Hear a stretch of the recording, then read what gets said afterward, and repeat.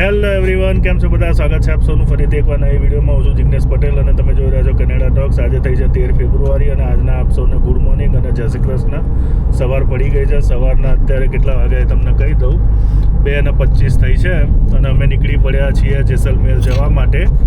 રાત્રે 9-10 વાગે અમે ઘરે આવ્યા, મેચ જોઈને સ્ટેડિયમથી ઘરે આવ્યા, પછી જમી અને પછી થોડો આરામ કર્યો, બેગો પેક કરીને એ બધું કર્યું અને અત્યારે હાલ છે ને જેસલમેર જવા માટે નીકળ્યા છીએ. ભાઈ સવારના 4 વાગ્યા છે અને 4 વાગે છે ને ચા પીવા માટે અહીંયા સિદ્ધપુર પહેલાં એક હોટલ છે, ત્યાં આગળ ઊભા રહ્યા, ચાન પાપડી ખાધી અને કેટલા વાગ્યા કહું તમને, અત્યારે છે ને 4:10 થઈ છે અને અહીંયાથી હવે અમે જઈ રહ્યા છીએ પાલનપુર ને પાલનપુરથી પછી ડીસા સાઈડનો રોડ પકડીશું. તો ભાઈ અત્યારે છે ને સવારના 7 વાગ્યા છે અને અમે સાંચોર ક્રોસ કરી દીધું છે અને રસ્તો તો વાત ના પૂછશો, અંજર પંજર ઢીલા થઈ જાય ને એવો રસ્તો છે ભાઈ, છેકથી છેક સુધી બધા સ્પેર પાર્ટ ઢીલા થઈ ગયા છે અત્યારે બધાના.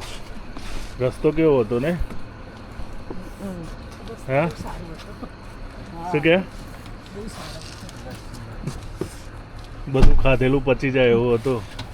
પછી હું આમ થઈ જાય રમણ થઈ ગયું.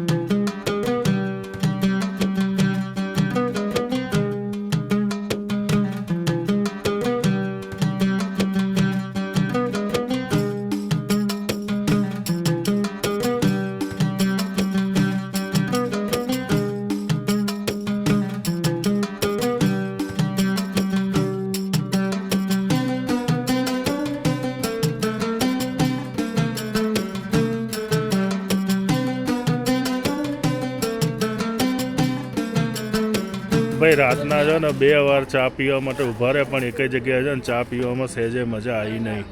નહોતા આદુ નાખતા, નહોતા મસાલો નાખતા. મોટી હોટલો હતી પરંતુ ચાની અંદર છે ને સહેજે ભલીવાર હતો નહીં, ખાલી ખાંડની ચાસણી હોય ને એવી ચા બનાવીને હાલતા હતા.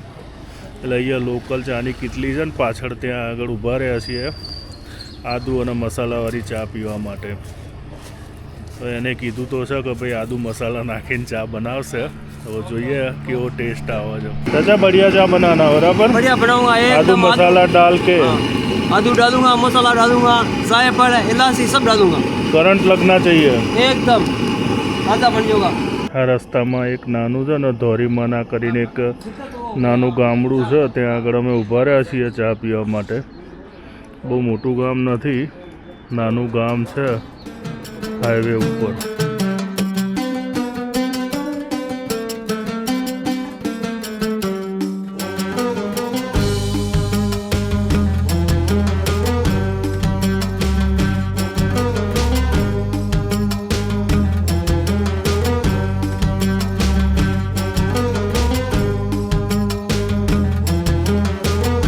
સવારના 10 વાગવા આવ્યા છે અને અમે જેસલમેરથી 120 કિલોમીટર જેવા દૂર છીએ.